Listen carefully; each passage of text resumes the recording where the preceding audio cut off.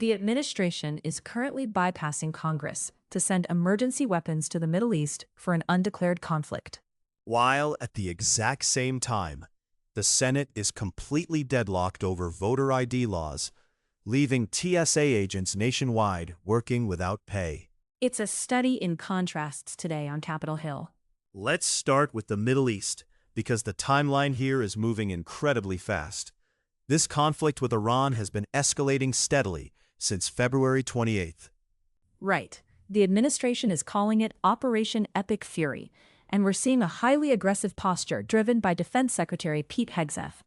But what really caught the Senate's attention today is how the administration is moving the hardware. This is the procedural detail that is so fascinating.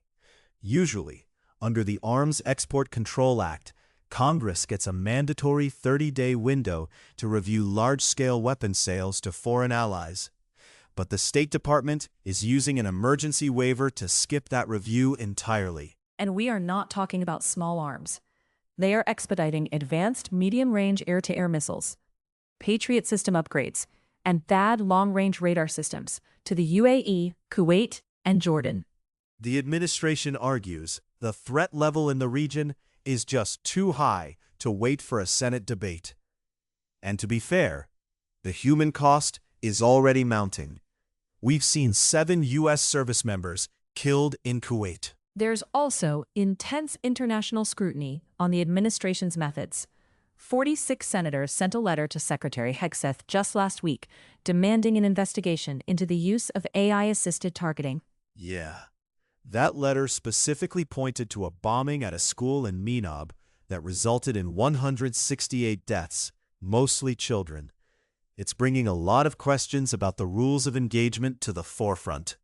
Which brings us to the Senate floor today. Because while the executive branch can use emergency waivers to move weapons, they still need Congress to appropriate the money. And the administration is preparing to ask for a $200 billion blank check to fund this war. And that is where the legislative brakes are being applied hard. That figure is roughly triple what the U.S. sent to Ukraine. It's an enormous sum for an operation that hasn't been formally authorized by Congress. Democratic Senator Peter Welch of Vermont took to the floor today to lead the rebellion against that funding request. He laid out the asymmetric warfare happening currently in the Strait of Hormuz. He pointed out that Iran is using $20,000 drones, and the U.S. is shooting them down with $4 million Patriot interceptors. The math on that is wild when you actually lay it out. It is, and Welch tied it explicitly to what people are experiencing at home. Because of the shipping disruptions, gas prices are surging. He estimates the average family will pay an extra $2,000 this year at the pump.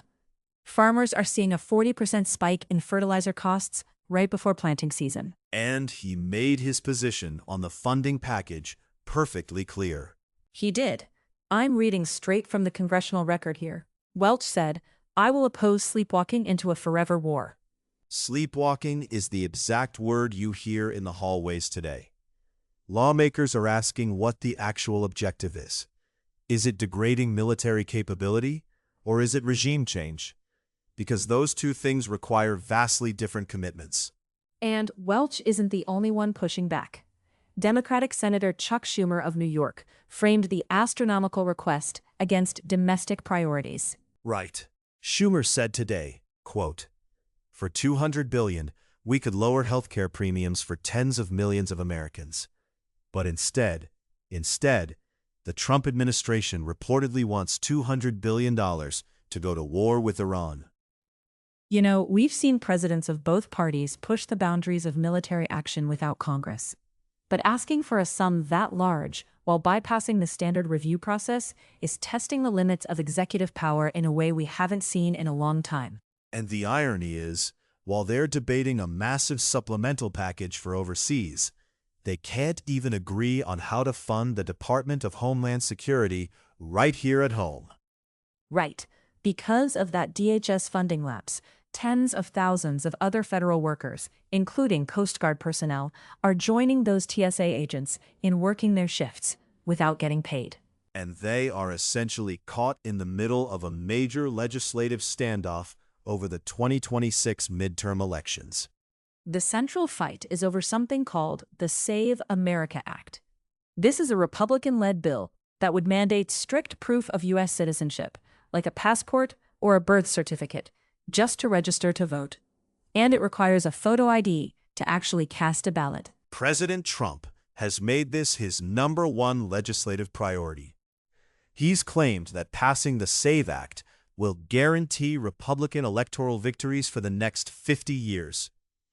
But the Brennan Center ran the numbers and estimates that these strict ID requirements could block up to 21 million eligible voters who simply don't have those specific documents readily available. And if you're a married woman who changed her last name, your birth certificate might not match your current legal name, which adds an entirely different layer of bureaucracy.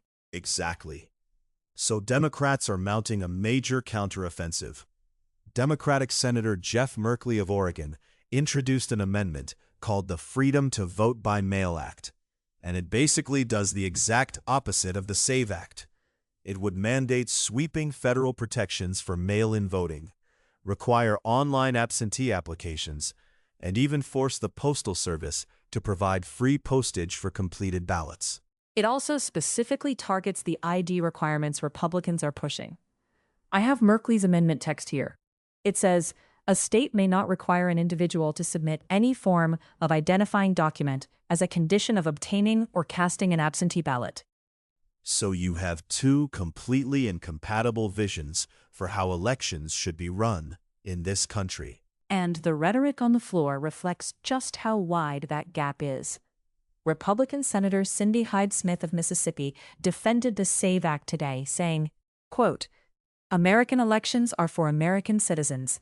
The fact that we are even here debating this tells you everything you need to know about how far some in this great country have drifted from common sense. The tension here is that this debate isn't happening in a vacuum. It is the direct cause of the DHS shutdown. Republicans are demanding the SAVE Act be passed. Democrats are refusing to fund Immigration and Customs Enforcement, or ICE, without major policy reforms regarding their operations. And because neither side will budge, the entire Homeland Security budget is stalled. The disconnect here is glaring. You have the Senate debating whether you need a passport to vote, while the TSA agents checking passports at the airport aren't receiving their paychecks. Schumer called that out directly on the floor. He said the only question Republicans must answer today is this: has enough been enough? Will they finally fund TSA or keep holding those workers and our travelers hostage? There was a brief attempt to untangle this today. Republican Senator Bernie Moreno of Ohio asked for unanimous consent to just fund DHS for 2 weeks. Keep the lights on, get people paid, and keep negotiating. But Democrats objected because Moreno's proposal still included funding for ICE, which is their firm red line. So the objection held, the funding remains lapsed, and the standoff continues. Before we go, the Senate did find rare, quiet agreement on one thing today. Yeah. Amidst all the procedural fighting over voting rules and war budgets, Republican Senator Ted Budd of North Carolina took the floor to deliver a tribute. He spoke about Marine Private Luther Dusty Rhodes. Private Rhodes was an 18-year-old from the Blue Ridge Mountains who died at the Battle of Guadalcanal in 1942. For 8 decades, his remains were unidentified. His family wrote letters to the Marine Corps for years, hoping he'd come home. And recently, thanks to DNA technology from the Defense POW MIA accounting agency, he was finally identified. He's being laid to rest next weekend in his hometown. It was a sudden, sobering reminder of the true cost of conflict, right as the Senate is debating how to fund a new one. That's Floor Notes for today. Until next session, stay informed out there.